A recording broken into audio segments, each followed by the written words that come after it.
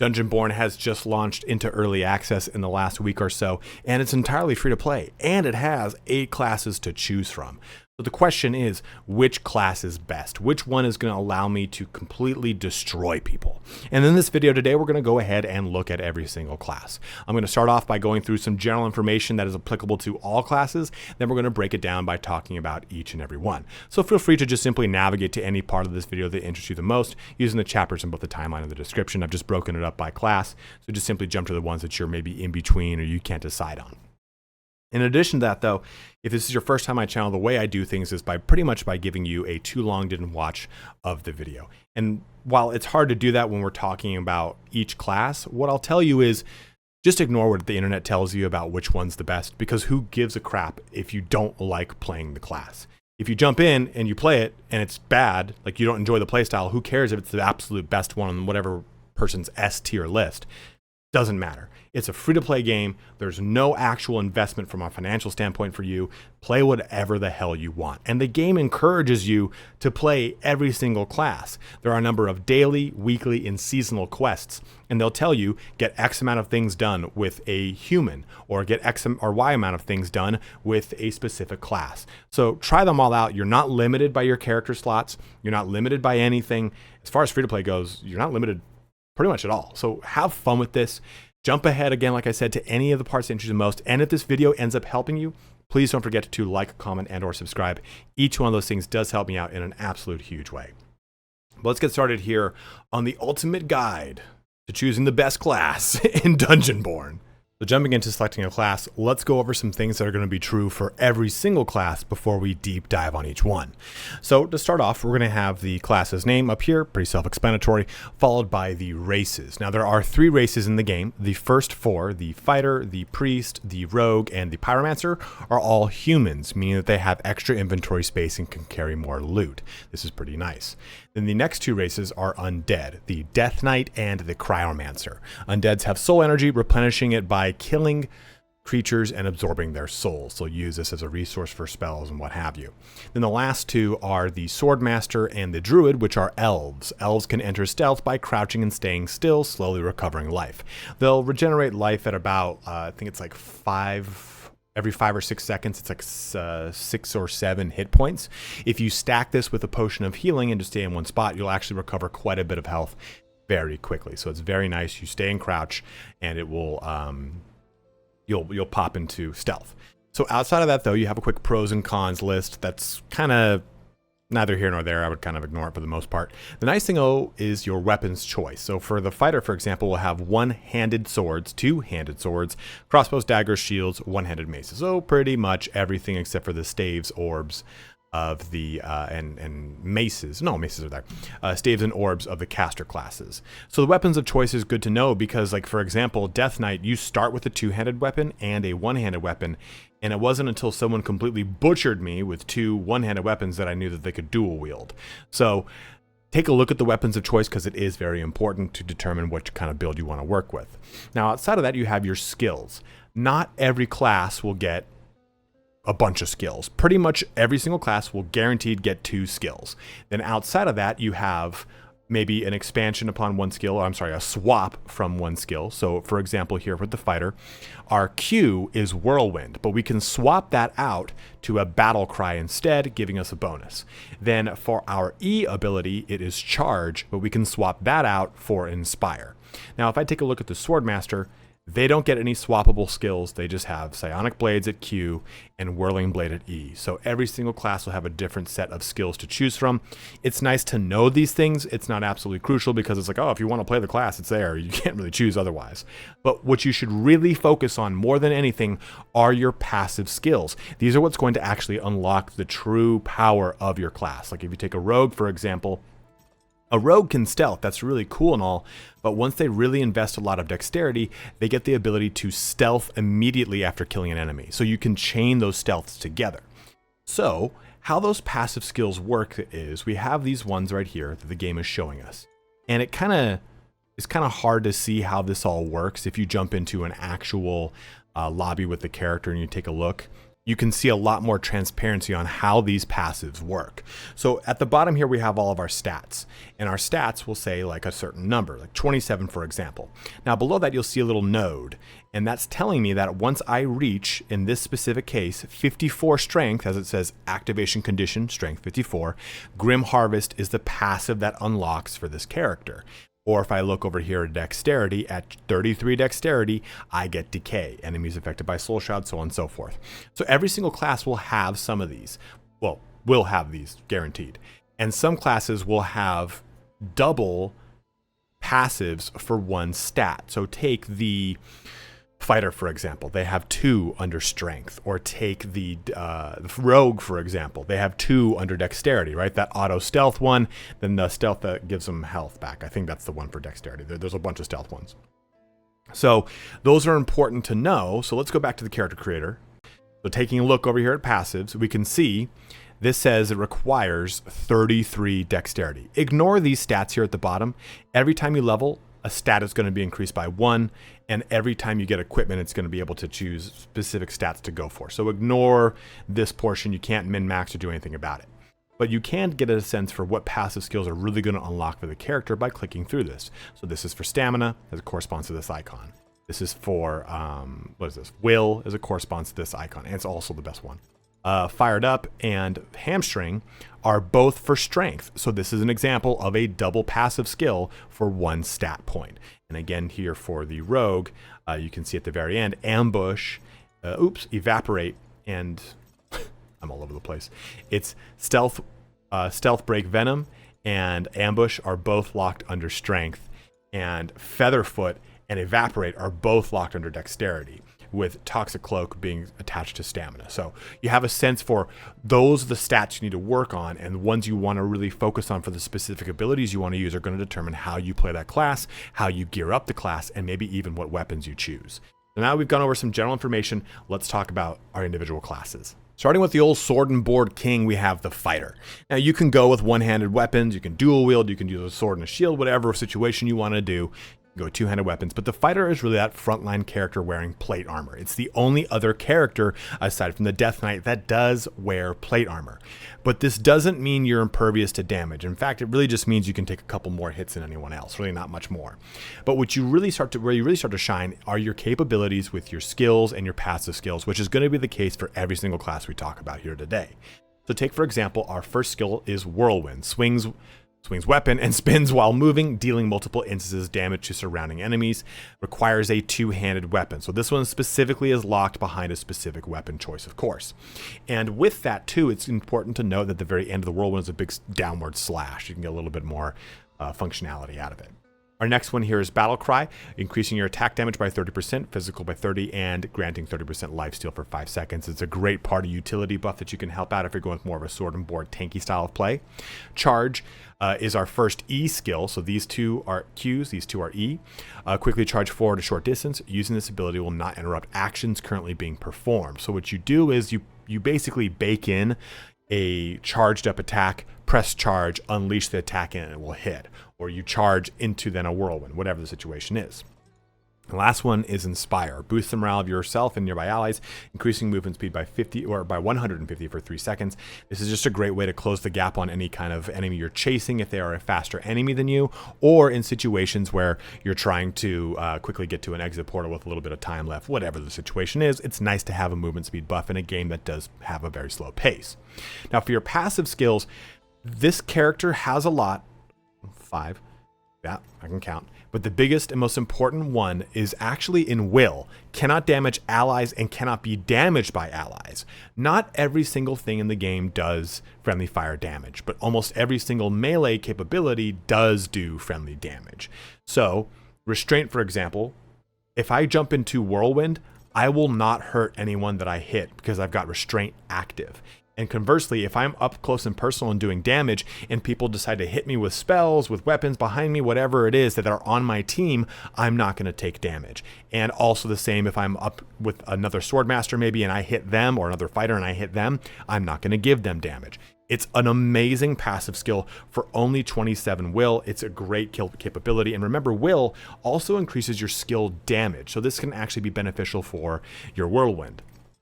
Now with Fired Up and Hamstring, we have our 2 strength capabilities. Hamstring here, while Q is active, hitting an enemy with a weapon applies a 20% slow, which is absolutely huge because, again, this game is not a fast-paced game. Being able to remove people's or cut down people's movement speed by 20% is significant. Fired Up, killing an enemy player resets the cooldown of your E skill, whatever that is. Maybe it's Charge, maybe it's Inspire. And you can combo this together here to really give you the ability to close gaps quickly, either with Charge or Inspire. Our other capabilities are Weapon Mastery. When releasing Q skill, gain 200 point shield. So maybe you jump into Whirlwind and now you've got a big shield. Or now once you've gone ahead and used Battle Cry to increase damage, physical resistance, and lifesteal, now you also get yourself a 200 point shield. But another big one here too is Vengeful Riposte. After a successful defense, your next attack is guaranteed to be a critical strike. This one's going to be a little bit more of a skill issue, a skill problem. If you're not good at this capability yet, this is not going to be one you're going to bum rush for. Whereas Weapon Mastery, which is linked to stamina, is an easy one to get. This one being linked to dexterity is not so easy. So the fighter is really going to be for you if you want to get in that front line, if you want to be the what's it called? Not whirlwind to win, spin to win type of character. If you play a lot of barbarians in Diablo games, this is going to be the guy that's just going to slot right into. And it is definitely a support character, while at the same time having some aggression, getting up in that cookie jar, smashing faces in with a 2-handed weapon, or being in the back line and trying to assist people. Depending on whether you want to go with your sword and shield or a 2-handed weapon or whatever kind of weapon combination you want to go with, there's a lot of different playability, and those combos I definitely encourage you to explore and get a sense for what makes sense for you. I think the majority of people have been going sword and shield and 2-handed weapon, especially if they're going to go with the whirlwind, because the whirlwind's just so strong right now, especially being able to slow people's movement. It's a nice wombo combo.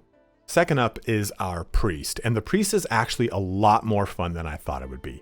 It is a cloth-wearing character, so it is not the tankiest character, but it is still very durable because it is the only character that can really actively heal at an astonishing rate, and it has a lot of damage shields that it can afford people. I like to compare a lot of things to World of Warcraft classes because I think a lot of people have played those games. So the priest doesn't play like just any old priest. It plays closer to a disciplined priest with a lot of sustain built into the class suits, damage shields, and a ton of healing. Let's go through a lot of the nuance here. Also, too, it does use one-handed maces, which are very strong. You start with a one-handed mace and an orb and a staff in your other set.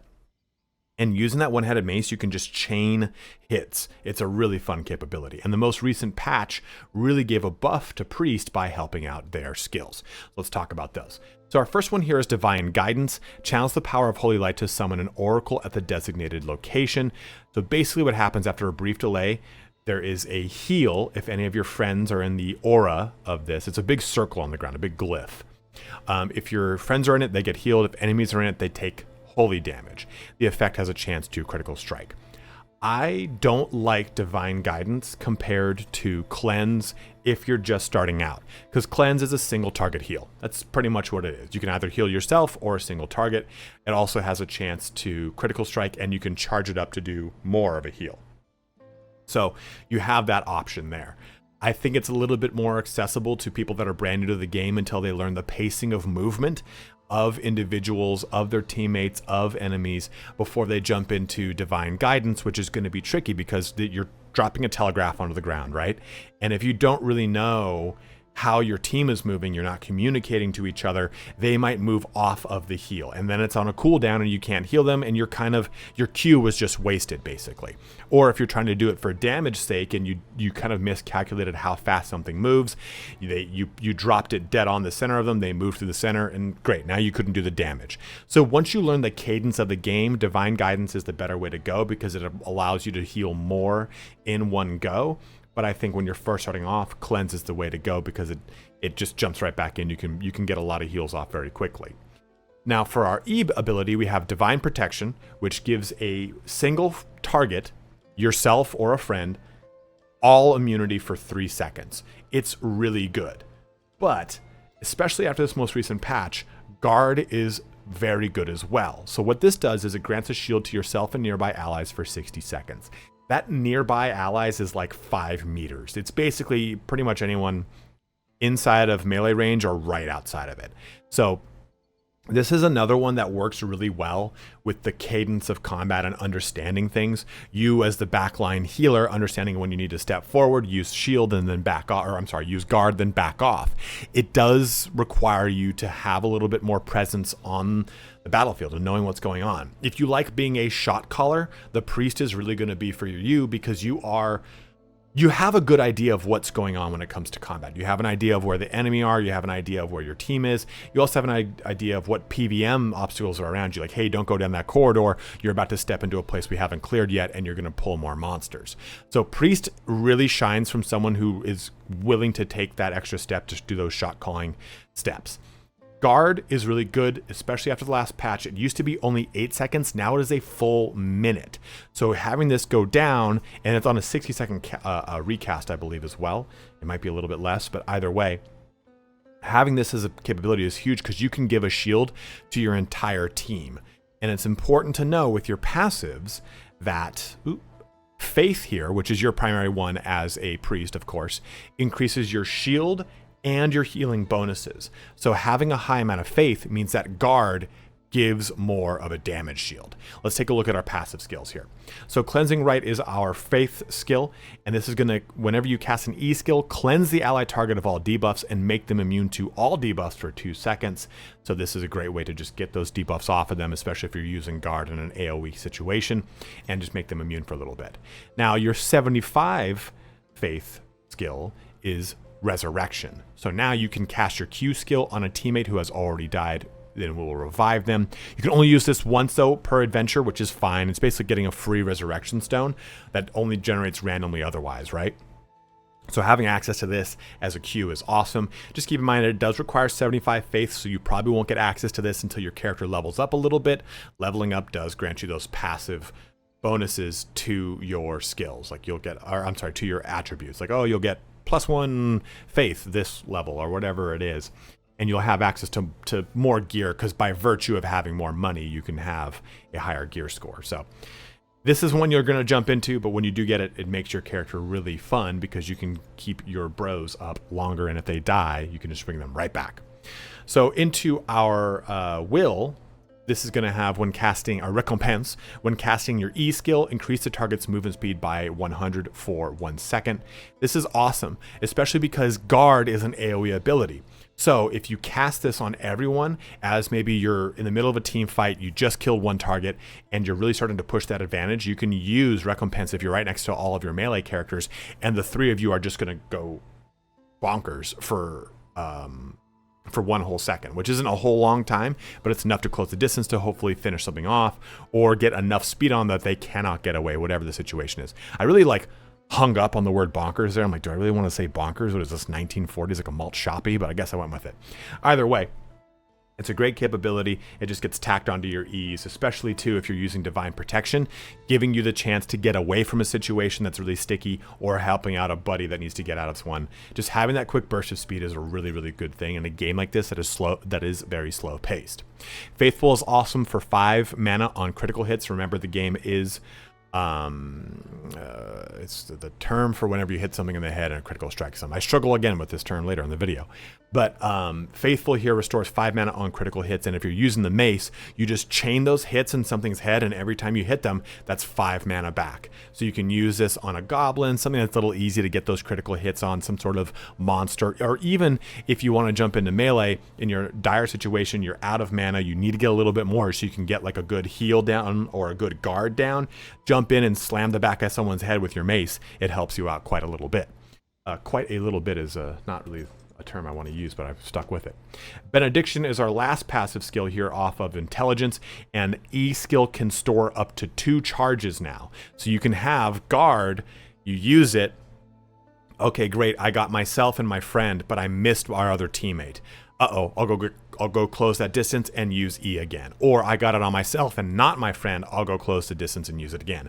Or I'm playing solo and I need to have this up again. It's such a great benefit to have these damage shields active way more than they would otherwise, and also to divine protection, especially if this is working in conjunction with the speed boost here. It's just a great way that you can now maybe use one of your E abilities as an offensive characteristic, right?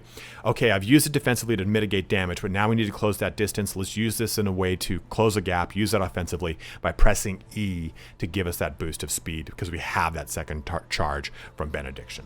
So again, Priest is really going to be great if you want to be a shot caller, if you want to have that presence on the battlefield. I mean, if this character had leather armor, it would really be a cleric more than anything, because you have such great capability to keep everyone up, to actually do some decent melee damage with that mace. You could even use your staff and use the lightning staff to help out with zone negation, or you could use the fire staff for just some long distance sniping, whatever the situation is. But I actually really like the Priest, and I think it's one that you might think is going to be a very passive, just healings type of character, but it is still a very active character and it is very fun. So if you want to be the backline support bro, the Priest is going to be for you. Rogue is spicy, and it's a very typical rogue experience, but it's also not. So let's talk about this.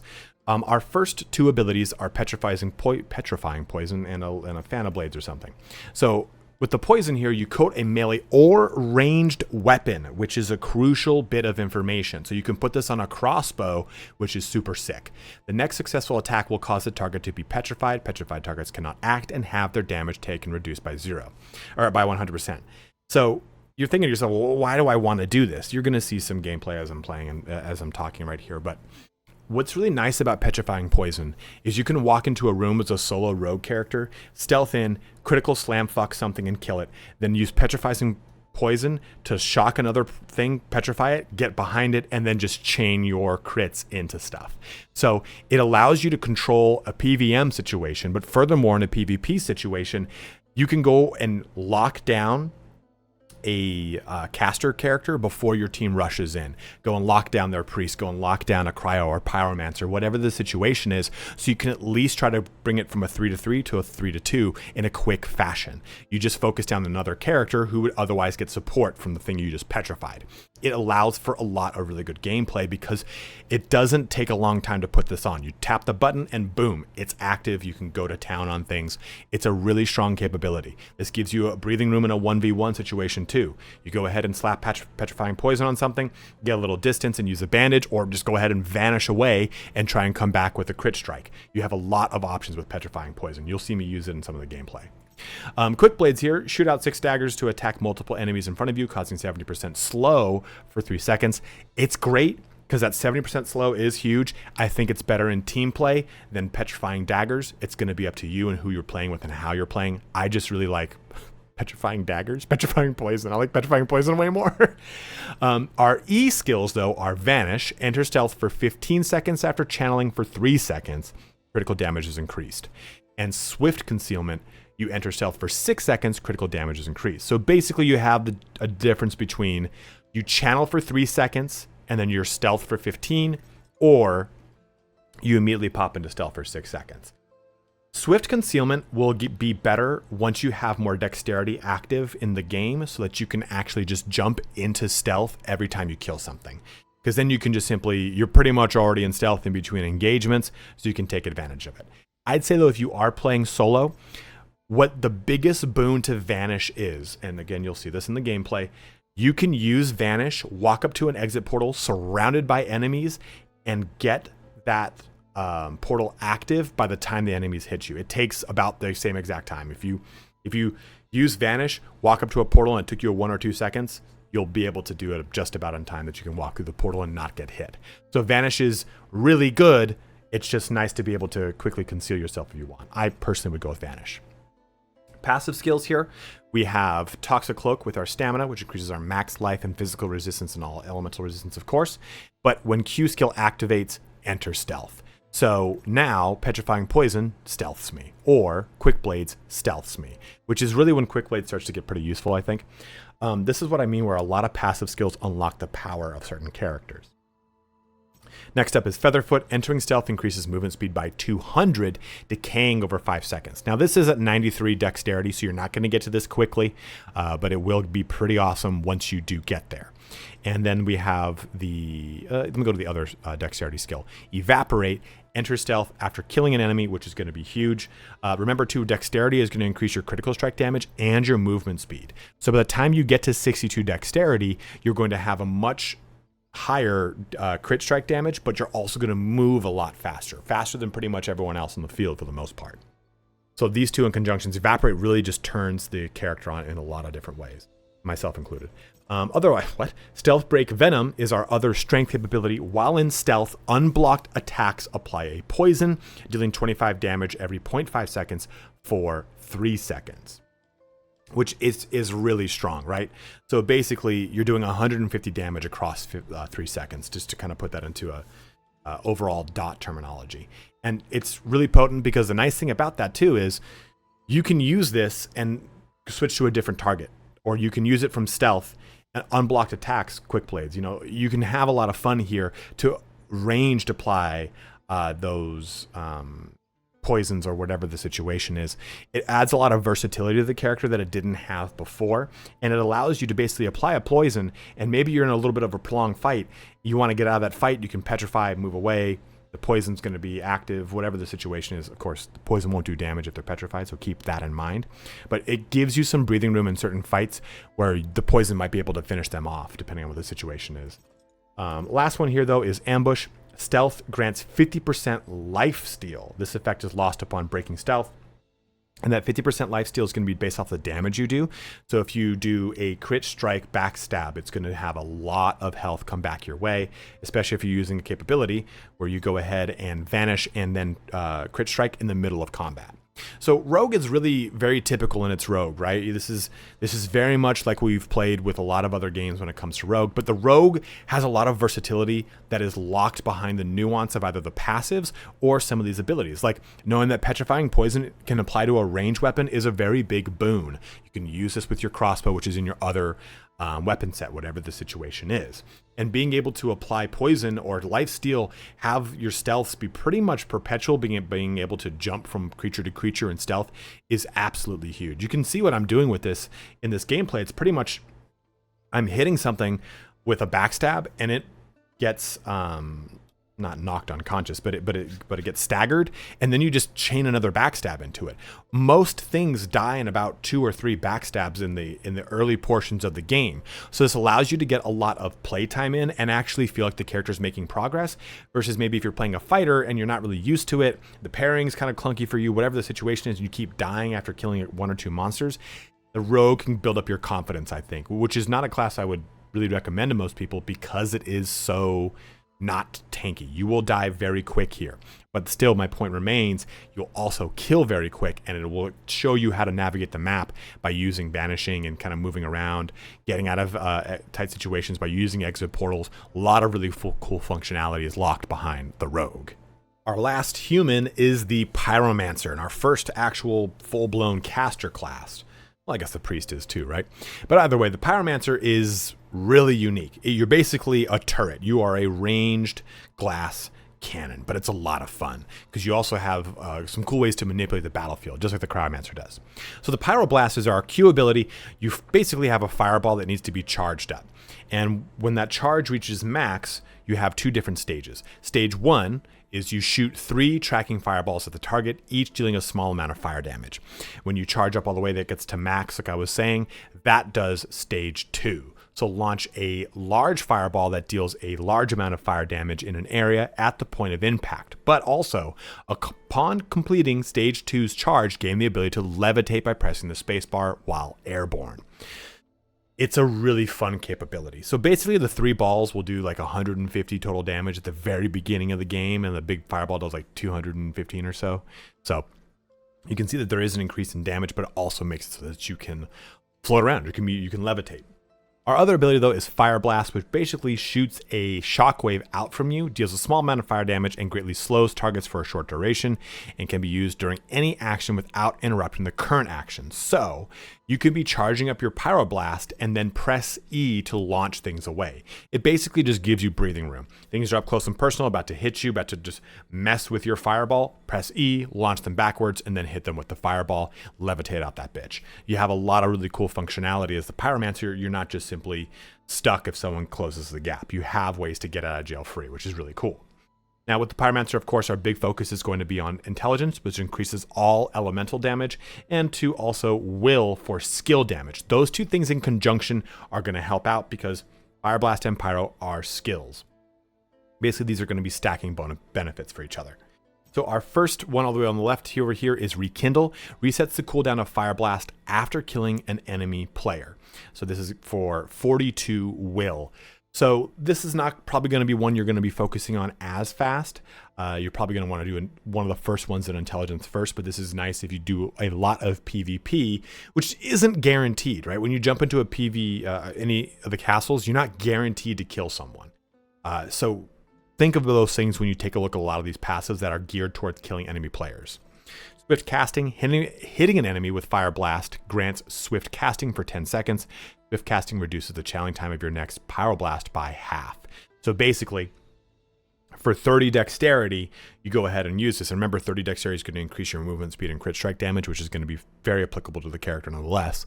You use your Fire Blast, and now your Pyroblast is going to charge much faster, giving you a lot of functionality and getting a lot of big booms out from this character.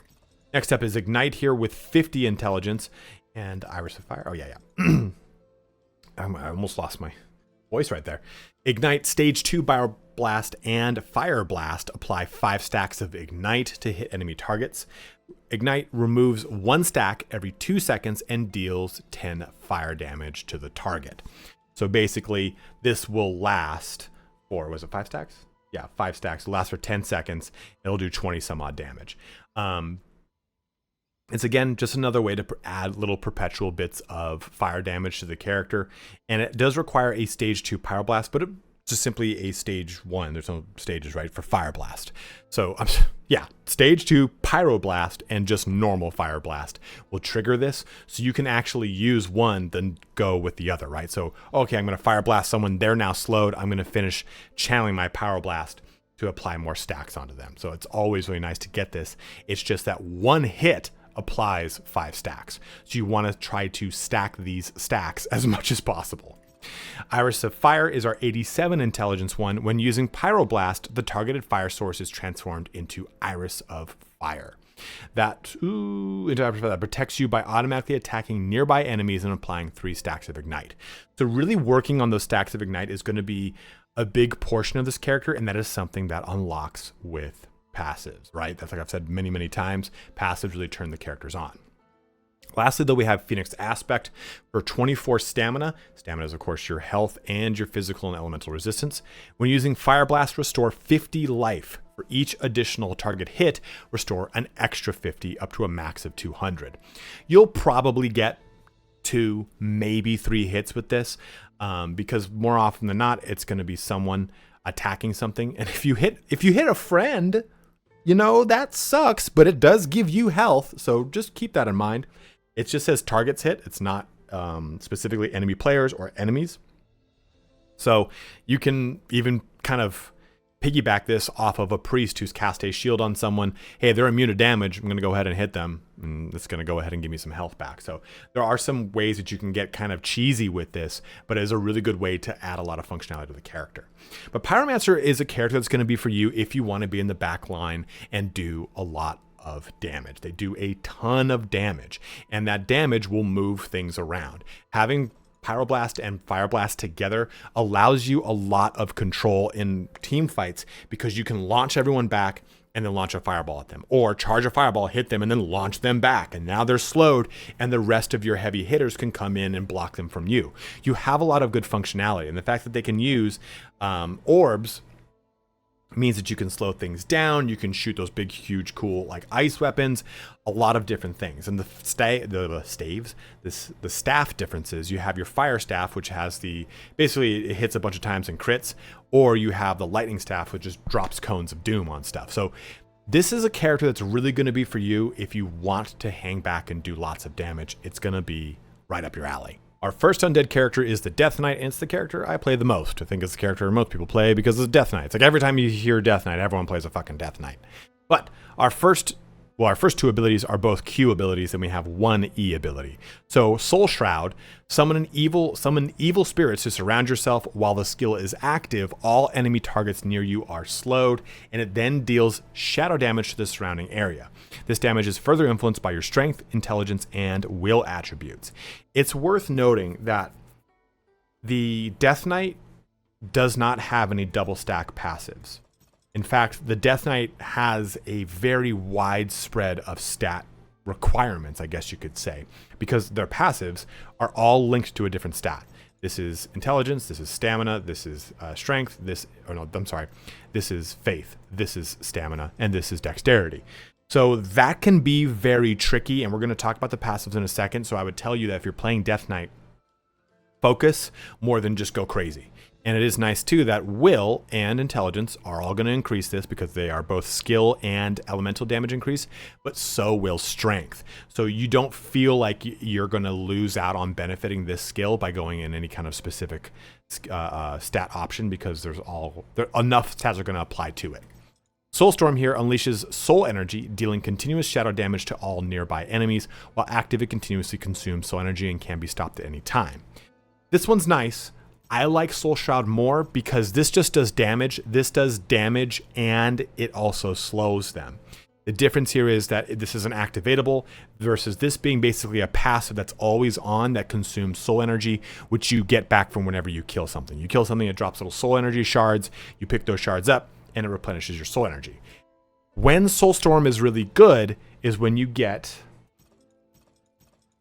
Lifesteal. Just to kind of jump ahead, we'll go over it again in a second. But Lifesteal, absorbing 1 soul energy orb restores 14 life. You can't absorb over your max. So if you're at max, then and you haven't used Soul Shroud, you haven't used Grasp of the Grave, then you don't get the benefit of the heal of this. So what's nice is that this is constantly depleting your soul energy and you can heal at the same time. So there is a benefit in a combo that can be used here with Soulstorm, but I just don't think it's one that I would use right out the gate, because if you don't know how to navigate your soul energy, you're just going to end up not having it for the times that you actually need it. Which brings me to a really, really good skill for the character, Grasp of the Grave. Fire a spectral hand at the target, dealing a small amount of shadow damage and pulling the target to you. Friendly targets are immune to the damage, which is good, and recover a small amount of soul energy if it hits an enemy target. Player or PVM, doesn't matter. Monster or player. So Grasp of the Grave is really good because you can pull a backline character into the front and have you and your friends just completely butcher them. You can take something that's about to run away and bring them back. Another player that's about to run away and bring them back. You can use it to pull. It has so many applications in the game, and it is a real great ability. I really love Grasp of the Grave, especially if you've got one of these active, whatever kind of situation you're running with your Q. It works really well together. Now for our passive skills, we have Soul Reaper, resets the cooldown of Grasp of the Grave after killing an enemy player. This does require 42 intelligence though. Not one I want to focus on right out the gate, just because again, if you're new to the game, you're playing casual, you're soloing, you're not guaranteed to get into team fights or anything like that. If I was playing deathmatch or situations where I know I'm going to be around a lot of enemy players, this is going to be so crucial because it allows me to combo my destruction, basically, right? I kill one thing, pull another thing towards me. Let's start jumping into another bit of damage. Lifesteal we just talked about, but absorbs 1 soul energy. Soul energy orb restores 14 health, and this is really cheap to get. It's only 24 will. After a couple levels, your will have just a good innate amount of will. So this shouldn't be too hard to turn on, and it's a real great way to just get you a lot of really good passive healing.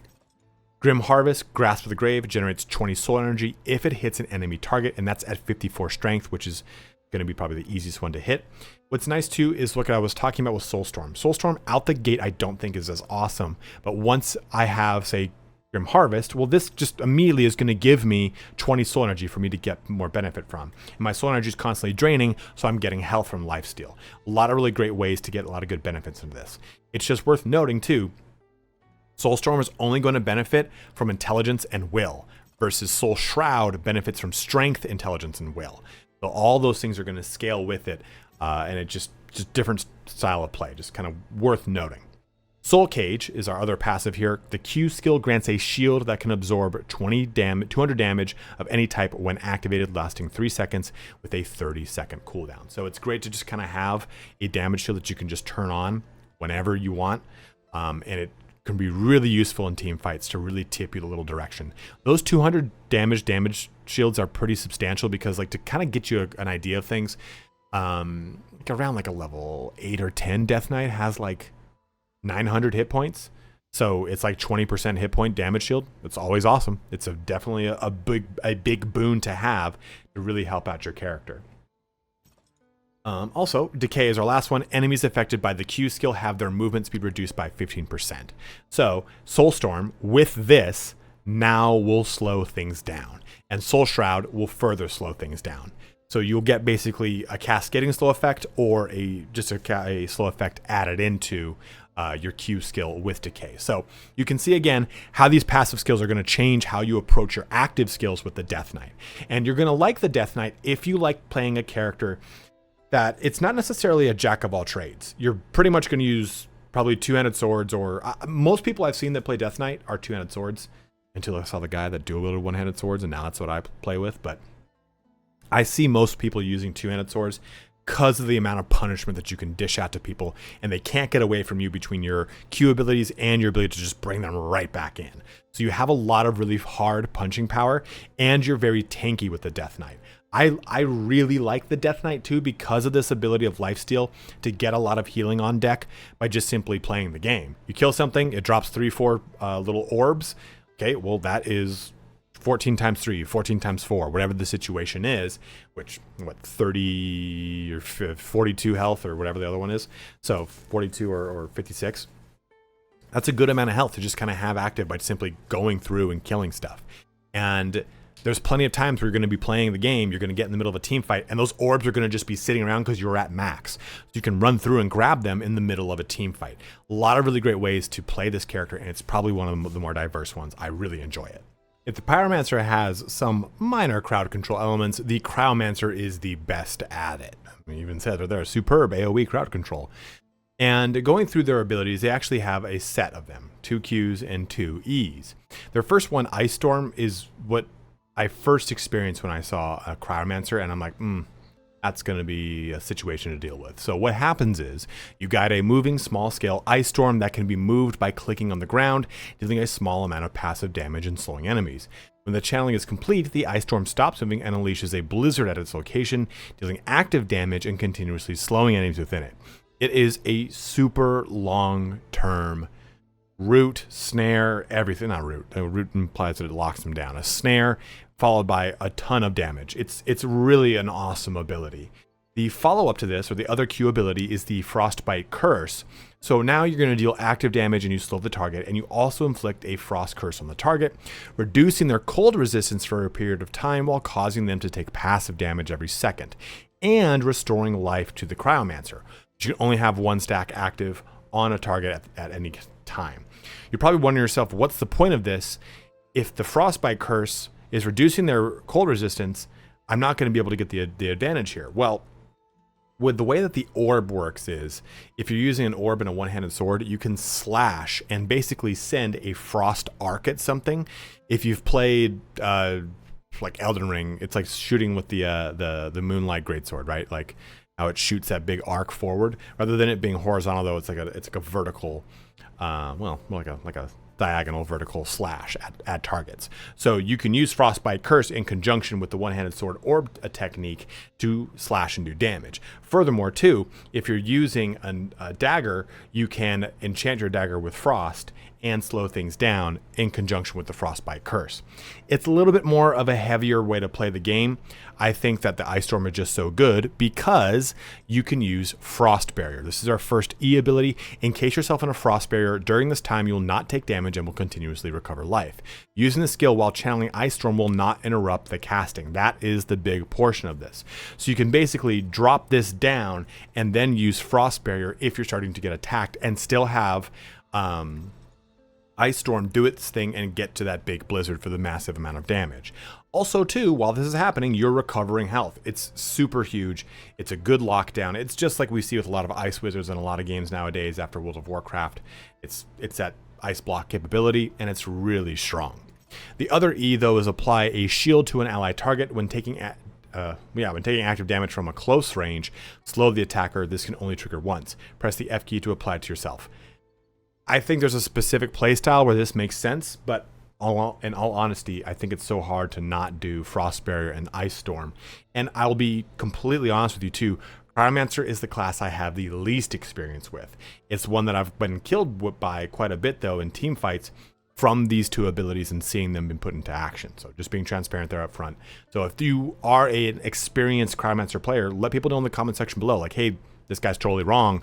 Use Frostbite Curse and use it like this, or whatever the situation is. Of course, though, there are passive skills that are going to change things.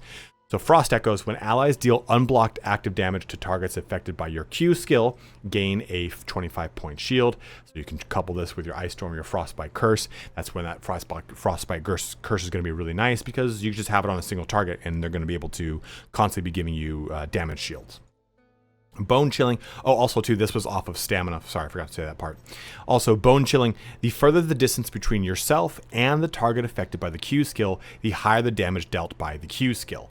At a distance of 15 meters, it reaches its max increase of 30%. So this is a nice capability. Basically, it's going to give you 2% every meter, if I have that in my brain properly, which is awesome, right? But in a lot of, like, say, team deathmatch, for example, you're going to probably be a lot closer than you think. And in a lot of team fights, usually someone's walked into the room and then it starts the team fight, or you hear them and you ambush them. Not all the time are you at that full 15 meters, so keep that in mind. It is scaling, though, off of your will, which is going to be your skill damage, so having that high is always going to be a pretty big benefit. Another one here is Cryotherapy, which is going to scale off of our faith, which helps out with our shield and the heal that we're going to get from Frost Barrier and from Frostbite Curse. When dealing cold damage, gain stacks of Cryotherapy. Consume all stacks on the next use of your E skill to recover 0.5 life per stack. So this allows you a lot of really good solo play and survivability, because you're able to stack up so much of these Cryotherapy stacks to give you that health back, in conjunction with a lot of the ways to get it, right? Frostbite Curse and Frost Barrier to help give you those stacks that you then just use when you use Frost Barrier or Ice Armor, whichever one you went with. Frostbite here, the damage dealt by the first phase of your Q skill is increased by 50%, and that's going to scale with your intelligence, which increases all elemental damage at 59. So this is going to be one you're probably going to access to pretty quickly, and it's going to give you a 50% damage increase to either one of these skills capabilities, which is huge. Of course, lastly is our Permafrost with Dexterity. Restore 2 soul energy when dealing critical damage. This allows you to get more soul energy back online so you can cast more spells. The Cryomancer is really going to be a character for you that, A, you want to play a solo caster. I think the Cryomancer is better at soloing than the Pyromancer, but not as good as the Druid. Personal opinion there. And I don't even know if we consider the Druid a pure caster class, since it's got a lot of hybrid capabilities. It is, of course, a cloth-wearing class, so you are not the stockiest one in the room, so you have to keep that in mind. You're going to rely upon your capabilities to keep your health up. That's when your survivability turns on. As the game says right there, high sustain is really a good way to put it too, because this character does need its passives to have that sustainability increased, but still that sustainability is going to be pretty evident once you can have a lot of things going to keep this character online. And also really a lot of crowd control. I cannot stress enough how good Ice Storm is, especially if you drop it in a doorway as people are moving into a small room. It can cover like 80% of a small room, and it is just a total lockdown. It's just people can't move around, and then they're just destroyed by the blizzard. The Cryomancer is a lot of fun, and it's very annoying to get killed by a team that's got one. If I said I main Death Knight, the one I do outside of that is Swordmaster. I absolutely love the Swordmaster, but the Swordmaster is very much about understanding the cadence of their play style. You can go two-handed weapons, or two-handed weapons, or you can dual wield crossbow or shield.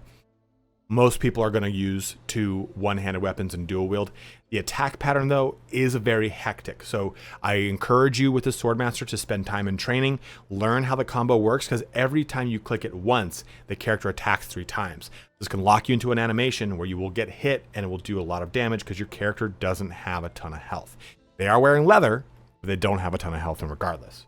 Now, onto our weapon or skills, we have Psionic Blades. The Swordmaster summons up to 4 Psionic Blades from their sword slots to track and attack enemies, dealing damage. The cooldown of the skill is determined by the number of swords launched.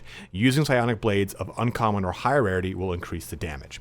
Basically, with the Swordmaster, you have 4 slots that will socket your swords into, and as you hold down the button, it will queue up 1, then 2, then 3, then 4 swords. And you can launch all 4, you can do just 1, whatever the situation is.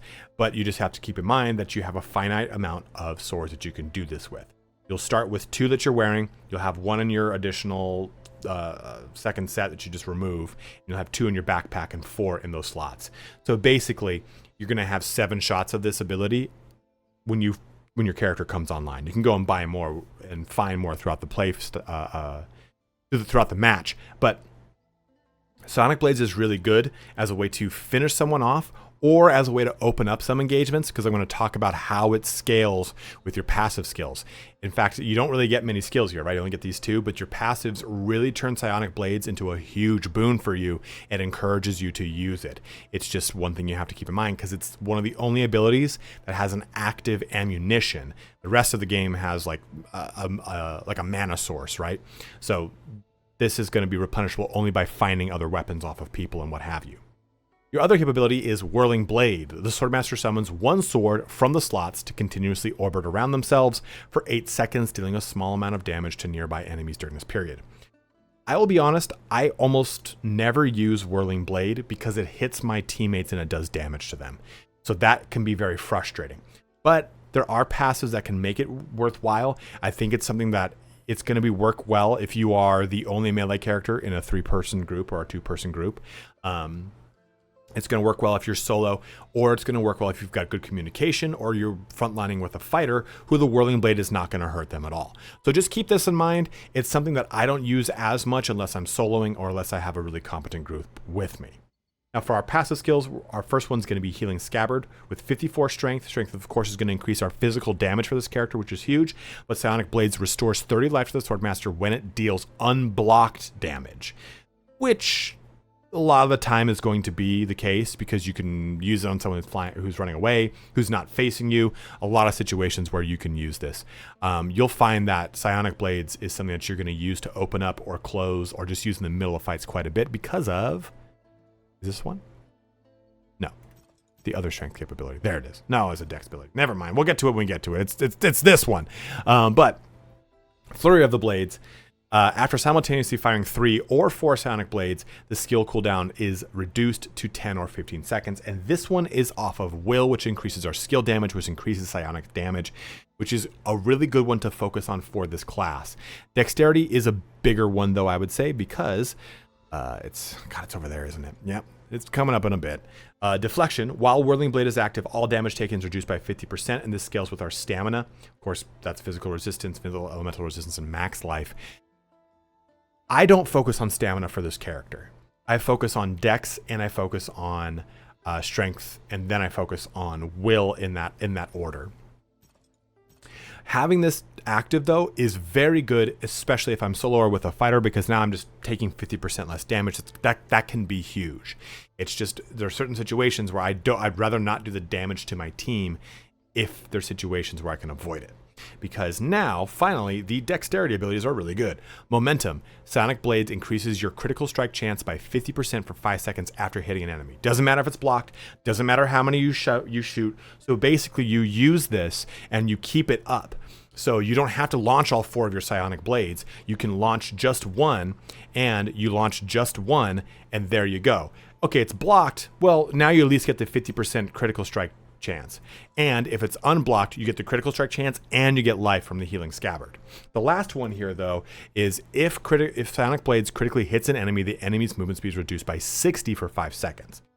This is going to be reliant upon you actually hitting that crit, so there is those things to consider, but you're probably going to be just oozing with crit because of your dexterity is going to be through the roof with your crit strike damage and your movement speed. You're going to really capitalize on closing the distance on things and locking them down really well with psionic blades. It's a really fun class, but you're going to enjoy this class if you like typically being some sort of melee bruiser type of character. You're more survivable than the rogue, but obviously the fighter and the death knight are going to outclass you in survivability. But what I will say is, it's an easy trap to use psionic blades and charge up to 4 and launch it and go, oh, cool, 50, 50, 50, 50, 50. Cool, I did 200 damage there. That's sick. Yeah, but once you really unlock the passives, you'll see that psionic blade is more about using the 1 or 2 offs to get the bonuses online for your character, which A, keep you alive, and B, allow you to really unlock the damage potential of the character. The second or third combo, I can't remember, of the two-handed weapon is a lunge. So this, again, helps you chase down enemies so you can have a lot of fun to do a lot of damage to them. Worth noting too here, skills require one-handed swords, so that is just, I can't stress enough. You are going to run out of those swords. So you use psionic blades sparingly and on targets you really want to either get health from or you want to shut down quickly. And this is really a pure damage character. You are focusing 100% on that. Even the rogue has the ability to petrifying poison that helps the team out in some way, shape, or form, right? You don't have those capabilities. It's all you. It's a selfish class. You're just doing damage. You're just ripping and gripping. You are a corn berserker. Have fun with it. Last, but definitely not least, is the Druid. I think of all the classes, it is the best soloing class in the game in its current iteration. It might be due for some nerfs or some sort of situations because a lot of people have actually... Druid, right at launch, if you join the Discord, you could choose a class to get notifications of. The Druid had the least. Now it is way up there with the Death Knight because the Druid is just so strong. This, of course, is an elf, just like the previous character, so you can crouch and heal, which is really nice for the Druid because if you want to solo a lot, it's going to be pretty good for you. But it's also your pet class. So let's talk about this. You have Primal Awakening as your Q ability. You don't get another Q ability. This is how it works. You transform into a panther, requires a weapon equipped, removes all debuffs upon transformation, which is nice. And while in panther form, Force of Nature is replaced with Shadow Assault. This ability is replaced with that ability. Activate again to revert to human form. Doesn't seem like a lot, but we're going to talk more about how Shadow Assault works with everything. Our other Q is just reverting back to human form. And then we have Force of Nature. Summon a Trent at the... Is it Trent or Treant or Trant? Or is it just simply Treebeard? Treebeard at the designated location, lasting for 30 seconds. The Treebeard will attack nearby enemies and grant a shield to the Druid. When the Druid hits an enemy within the target Treebeard's attack range using Shadow Assault, the Trent will immediately start attacking that enemy. So if you have multiple enemies around, you're a team fight, this is a way to focus a target, but if you play Team Deathmatch, Force of Nature is destructive. You can just simply put it in a doorway and it just swats everything that comes near it. It's such a powerful capability. And through the gameplay you're seeing here, I'm able to pretty much solo everything because I cast Force of Nature, then I jump into a Panther, and then I use Shadow Assault. And through all those combination of things, I've got a damage shield on me. I'm able to do damage to things. It's just a disgusting combination. So Shadow Assault here consumes primal energy to pounce forward, dealing shadow damage to nearby enemies upon landing. Basic attacks in Shadow Assault in Panther form restore primal energy when they deal damage to enemies. So again, you cast Force of Nature and then you just simply go into Primal Awakening and you use Shadow Assault. That's the rinse and repeat of this character by and large, and it's really good. But you can also stay in the back line and use your daggers and one-handed mace with your orb to slow things down with frost. You can use your staff to either do lightning and get those big lightning storms active from this specific staff, or the fire staff, whatever situation you want to go with. It is a really fun and very versatile class. For our passive skills, again, as always, we get more of a lot of one thing, right? There's a sentence that doesn't make sense. But predatory senses. In Panther form, you can sense enemy players within a radius of 30 meters. This is from Dexterity. Going to be a little bit harder to get this up and active, but it's a very nice one to just have, especially if you're playing solo. You just know where people are. Seed Pods. Force of Nature can restore an additional charge, meaning you can cast this twice. You can have 2 trees down there swatting and destroying things. And this scales off of our will for our skill damage. So now the Force of Nature does more and your Shadow Assault does more. And the nice thing too about this is it's a great way to solo bosses. You've got 2 of these bad boys up, and they're just going to town. Big breath.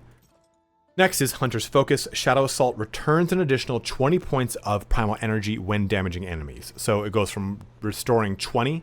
Does it say? Maybe in the game it does. Shadow Assault restores 20 energy. It restores 20 energy. So now this will do an additional 20, so it restores 40 whenever you damage enemies. Absolutely huge. Natural Swiftness, also that scales off of 81 intelligence. Our other intelligence one is Natural Swiftness. The cooldown timer of Force of Nature is reduced to 30 seconds. I think by default it's like 75 or 90 seconds.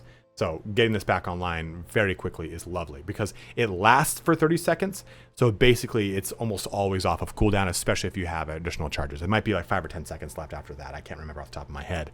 But it's at 44 intelligence, so that scales with our elemental damage. We'll be able to do more because Shadow is an elemental type of damage. We'll be able to do a lot of damage with all these things considered. Lastly, we've got Nature's Breath. The Force of Nature's Treebeard gains a 150 point damage shield when summoned. So now when you summon this, it gives you a damage shield and it has a damage shield. So these 2 things in conjunction, like I said before, it just makes this class so versatile. It can solo, it can team fight, it can duo, it can trio, it can everything above. It's great in deathmatch. It's probably of all the classes the most versatile one because I just don't feel like it ever feels left out on its own. Like there can be situations where the rogue is just not really good in a certain time and place, right? Like, oh man, it's too much range damage, it's getting blitzed down, it vanishes on cooldown, whatever the situation is. Same thing with the fighter or the death knight. But the druid can put Force of Nature down. It can close the distance with the leap from Primal Awakening. It can do range damage with the staffs. It can lock people down with the orbs. And there's just damage shields on damage shields with this character. Even though it is a selfish character, right? It's not giving stuff to the party. Its presence is the gift. That's wild. But you can have a lot of fun with this one.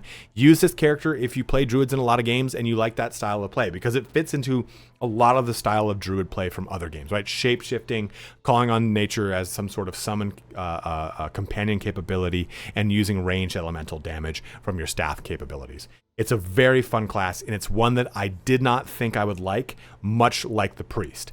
I think the druid and the priest are the 2 classes that have surprised me most with this game because they're just so rewarding in their play style and they're very fun. But that brings our video here to a close. Hopefully you now have a better idea of which one of these classes you want to play. And like I said before, none of this matters, right? It's a free-to-play game. You are not limited by character slots. Make every single one of them because you're going to have daily quests, you're going to have weekly quests and seasonal quests that apply to humans or to rogues or to undead or elves, whatever it is. You might as well have one of all, and you just go ahead and pop onto them to knock your dailies out, knock out all of your quests. I think that most of these style of games, you main a specific class, and I definitely think you're going to do that here today too. But I think also this game very much encourages you to try other classes and play those classes and enjoy them as part of the journey of the game because there's so many quests that are locked to those classes and doing them on specific races or class selections. So hopefully now you have a better idea of maybe whatever 2-3 classes you want to main and what other ones you don't really want to focus on as much, or whatever the situation is. Jump on in, have fun. It's free. Just play it, enjoy it. See what you can. And if you are really experienced with any of these classes and there's certain points that I missed, like, hey, you know what? You're really sleeping on quick blades. It's really good like this. Or hey, you know what? I like Battle Cry with Inspire because then I'm just like a backline paladin. I'm having a lot of fun. Or I've turned my priest into paladin of sorts by using this combination of stuff. Whatever it is, let it be known in the comment section below. Always down to hear as much fun information when it comes to this game. Getting Dungeonborne off and running has been a lot of fun, especially since it only came out in the last couple days. But there's been tons of play tests and tons of information, and things have changed a lot since then. So hopefully we'll have more classes or different ways to approach these current classes in the future. But as always, guys, thank you so much for watching here today. Have a good one and take care.